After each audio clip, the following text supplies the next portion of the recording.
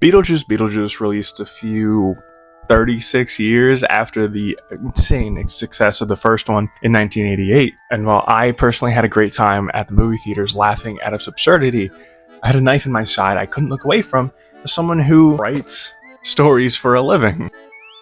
Here's the problem I had with Beetlejuice and how I, as an author, would change the plot. But before I do that, you need to understand two different concepts. What the thing is, and why it needs to be alone in a story. Let me explain. In storytelling, there's something I like to call the thing. The thing refers to a focal point in the story. It's most often the setting, but it's the foundation the story pivots on to produce the narrative and get all of the characters out of the vacuum. For a clear example, let's think The Hunger Games from The Hunger Games. Each and every character in the Hunger Games franchise pivots around the Hunger Games. Whether it be old victors, attendants helping the contestants themselves, family members of the contestants, everywhere you look, they are connected to the games, down to the themes and character arcs. So how does this relate to Beetlejuice 2? Well, much like my example for the Hunger Games, Beetlejuice is the thing in the story that everyone pivots on. He's like a force of nature wrapped up into a character. Beetlejuice himself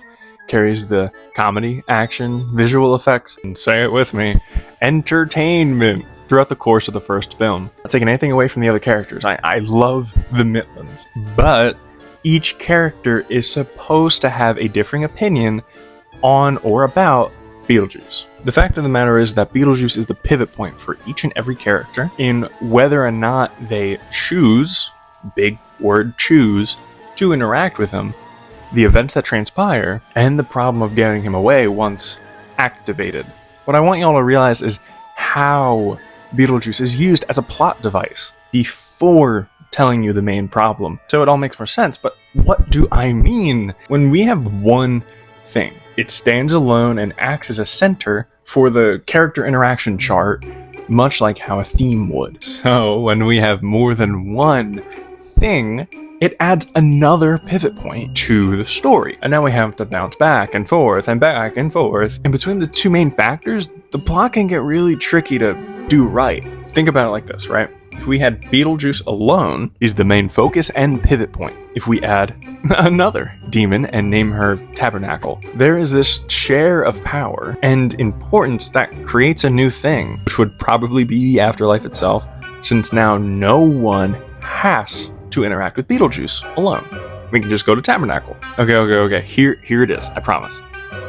The main problem with Beetlejuice is a good old-fashioned case of doing too much itis, trademark pending, when a story is doing too much to be interesting instead of just following a few key points that relate to the theme of the story you're telling. Theme in Beetlejuice Hunter, it's a kooky little Halloween movie that's supposed to be fun and a little scary, but okay, cool bro, leave it for the comment section, I'm just saying. The first did not have this problem. For those who forget, the first movie was about the Mitlins dying tragically in a car crash.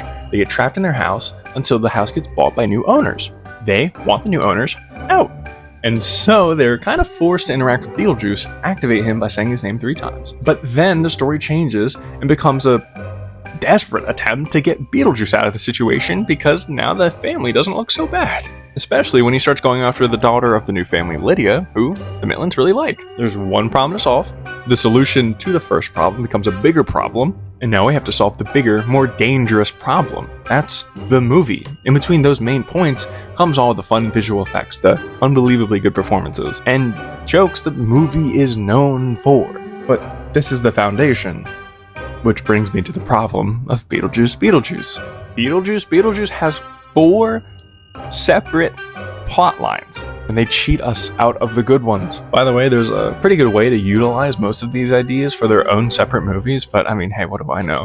I just want to make more many. The 4 foundations are: Beetlejuice's ex-wife is back and trying to kill him. The relationship between Lydia and her daughter, Jenna Ortega, is being affected by the death of Lydia's husband. Lydia's daughter falling for some psycho killer ghost guy. And finally, the extended family drama following Lydia's new boyfriend, and just the family from the last movie. Now, like I said, I think there's a way to trim a lot of fat off here and make a really strong core for a couple of movies. But is that what they did?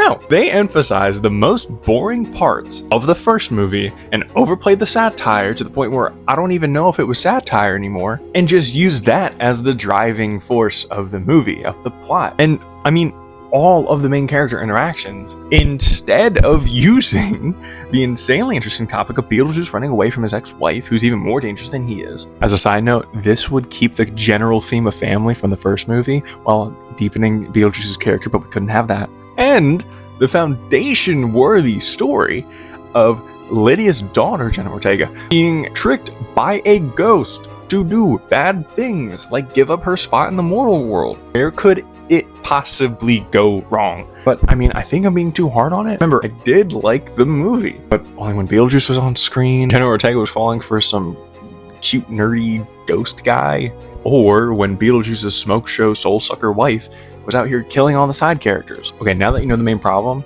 here's how I would go about fixing the problems. You see the title. I would just make 2 more movies, honestly. Let's look at my favorite of the wasted potential, right? Beetlejuice has an ex-wife that's out to kill him. Holy shit, we've flipped the entire narrative in the best way possible. Now Beetlejuice isn't a lion in a pen of chickens like how he was in the first movie. His power is being challenged. We get to see him in a new light. He's the one that needs help. This idea of marriages, or past marriages, also plays perfectly into the plot point of Beetlejuice is still in love with Lydia and tried to marry her in the last movie. It fits. Maybe this was the reason Dolores, his ex-wife's name, was reawakened, or is why she wants Beetlejuice dead. Then hey, maybe we take the medium angle of the second movie, made into a satire joke, correctly if I should add. Keep it a joke at first, but then have Beetlejuice go to Lydia for help against Dolores. Or, I mean, the Maitlands, I don't know. Now, the narrative of the first has been completely flipped, where Beetlejuice is going to a happy married couple to save him from his ex. Or, alternatively, he's going to his new love interest who doesn't reciprocate the feelings to save him from his murderous ex. In this new timeline, Dolores can actually have a personality, be a character, thoughts, and feelings, God forbid. She would have special insight into how the afterlife works. She's probably going to be more competent than Beetlejuice and more compelling to work with the people. She would know why Beetlejuice, of all the spirits or demons, is special. Okay, maybe you want to keep her evil, or make her into a relatable character, as someone who's been damaged by a very complicated, and I'm sure messy, considering it's Beetlejuice, marriage. Maybe she heals through the help of the supporting cast. Maybe Beetlejuice tries to better himself or change in some way by confronting his past love. Or he doesn't. Just look how much I put together. That took me a minute to write.